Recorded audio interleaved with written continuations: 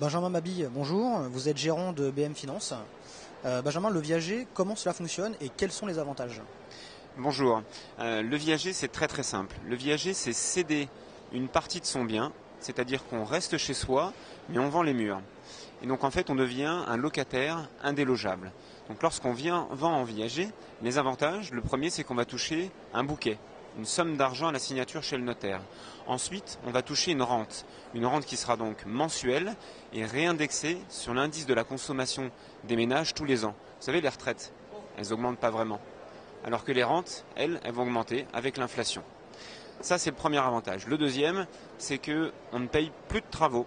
S'il y a une cage d'escalier, une toiture, une façade à refaire, c'est pour le propriétaire des murs, pas pour celui qui y habite, celui qui conserve le droit d'usage. Il y a aussi moins de charges à payer, on ne paiera que les charges locatives, et il y a aussi la taxe foncière. On ne la paye plus, c'est le nouveau propriétaire qui paye la taxe foncière. On reste chez soi, on a plus d'argent et moins de stress. Ça, c'est le viager qui est fait habituellement, le viager occupé. Alors, on sait qu'il y a plusieurs types de viagers.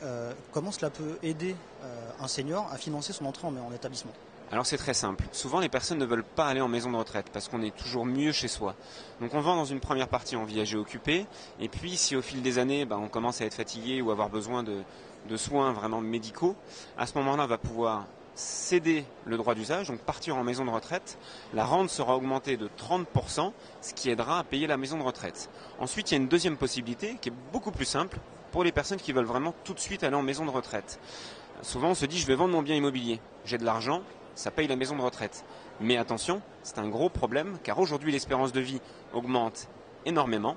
On a beaucoup de personnes qui ont plus de 100 ans en maison de retraite et souvent on vend la maison mais en quelques années on a mangé le capital.